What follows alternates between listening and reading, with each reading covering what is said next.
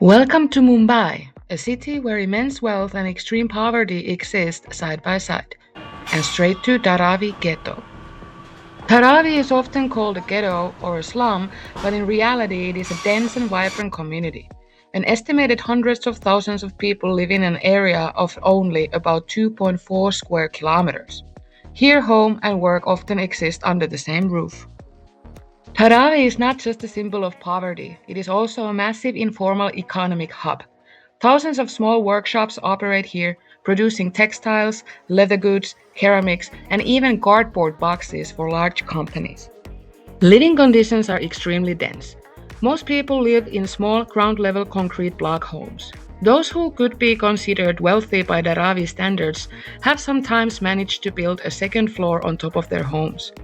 Community life is strong. People know each other and life happens on the streets. At the same time, Mumbai is pushing major redevelopment projects into the area. Old buildings are being demolished and replaced with high-rise apartments. Many residents fear losing not only their homes but also their livelihoods and communities.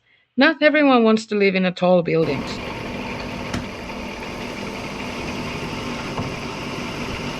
We were guided by a 19-year-old local young man. He told us that his family moved to Dharavi after his father lost his engineering job. In the ghetto, they found a new livelihood making clay pots. Recycling plays a particularly important role. A large portion of Mumbai's plastic and metal waste is processed here by hand. Dharavi's combined business turnover is estimated to exceed $1 billion annually. In practice, this community keeps a large part of the city's everyday logistics running.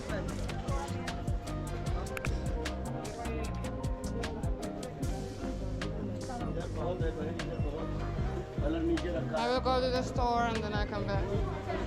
Just a few kilometers away from Dharavi stands Antilia, a building widely considered the most expensive private residence in the world.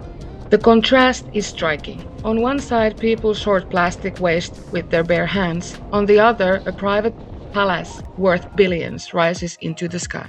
Tell me your feelings about All this my views building. of this apparently richest house in the world, it's just a hotel. It doesn't look at, it's not special.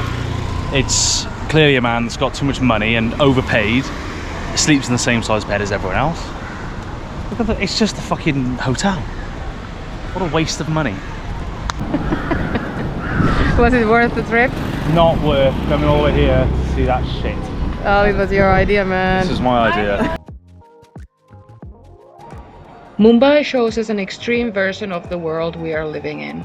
But in the end, Dharavi taught me this. It is not just a slum, it is a resilient, resourceful, and deeply human community where people rebuild their lives despite hardship.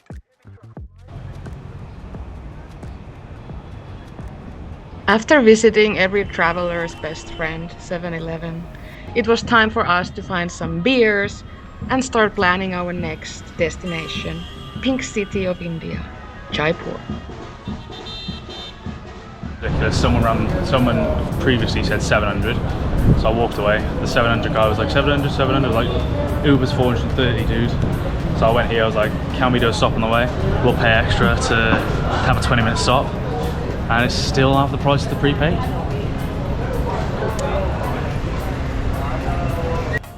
So here was our first stop in Jaipur and the reason why Leon was so happy. So are you a happy boy now? I am, yeah. This is Patrika Gate, one of the most colorful landmarks in Jaipur. It is located at the entrance of Jawahar Circle, one of the largest circular parks in Asia. The gate was built in 2016 by the Rajasthan Patrika Media Group. Its purpose was not only to create an impressive entrance to the park, but also to celebrate the rich culture and history of the state of Rajasthan. If you look closely, the walls of the gate are completely covered with detailed paintings and traditional patterns. These artworks illustrate famous forts, historic palaces, local traditions, festivals, and everyday life across Rajasthan. Each section of the gate tells a different story about the region, making it almost like an open-air gallery of Rajasthani culture. Today, Patrika Gate has become one of the most photographed places in Jaipur, attracting visitors photographers and travelers from around the world. Jaipur is one of the most famous historical cities in India and the capital of the state of Rajasthan. The city was founded in 1727 and is often called the Pink City because much of the old city is painted in a distinctive pink color. Jaipur is especially known for its well-planned city layout. It was one of the first cities in India to be built according to a grid plan. Today, the historic old city is also a UNESCO World Heritage Site. Jaipur is also an important center for handicrafts and gemstones trading. Jewelry, textiles, and handmade goods are a major part of the local economy. Today, Jaipur is one of the most popular tourist destinations in India and part of the so-called Golden Triangle, a travel road connecting Delhi, Agra, and Jaipur. The city combines historic palaces and forts with modern India, offering a glimpse into the rich culture and history of Rajasthan.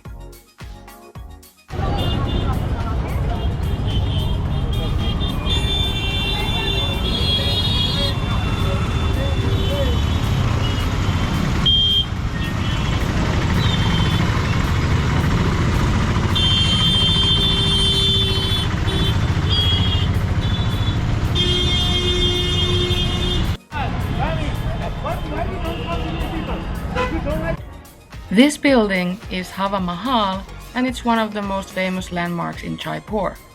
It was built in 1799 and is made from the red and pink sandstone matching the color of Jaipur's historic old city. So tell that to the camera.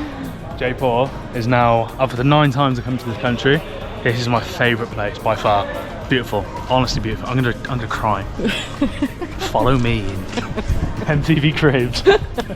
The name Hawa Mahal means Palace of Winds. The building is famous for its unique honeycomb-like facade, which contains 953 small windows. These windows allowed royal women of the palace to observe the street festivals and everyday life outside without being seen, following the tradition of royal seclusion. The many small windows also allowed cool air to pass through the structure, naturally ventilating the building during the hot Rajasthani summers. Today, Hawa Mahal is one of Jaipur's most iconic buildings and a symbol of the city's distinctive architecture and royal history.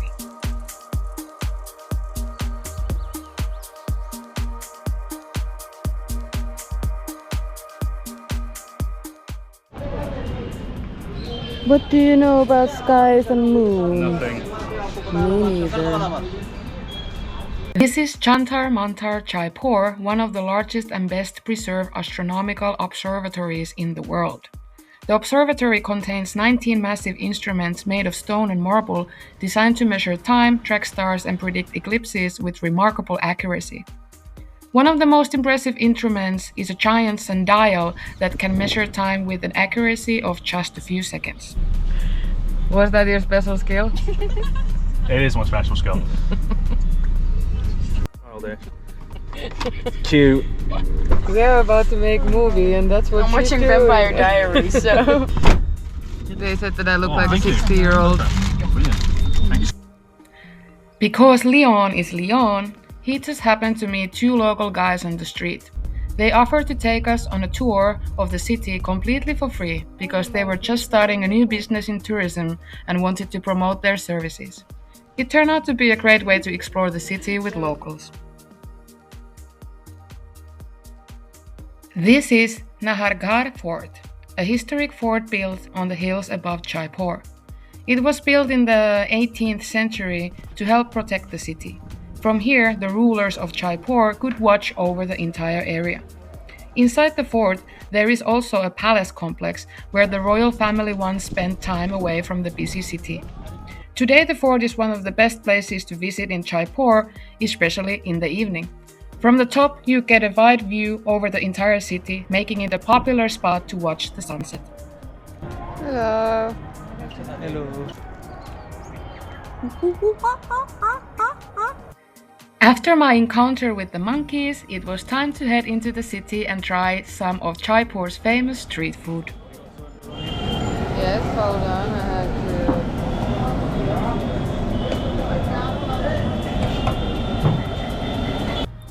The last destination for us was Amber Fort, one of the most famous places to visit near Jaipur. The fort was built more than 400 years ago and served as the home of the local rulers before the city of Jaipur was built. The complex is huge, with high walls, large courtyards, and beautiful palace rooms inside. From the hilltop location, the fort also offers great views of the surrounding landscape. One of the most impressive parts of the fort is a palace room decorated with thousands of small mirrors that reflect light across the walls and ceilings. Today, Amber Fort is one of the most popular attractions in Rajasthan and gives visitors a glimpse of how royalty once lived in this region of India. It was time for us to leave the city. At the bus station, we met some local kids and ended up playing cricket together. And for me, moments like these are the real reason to travel.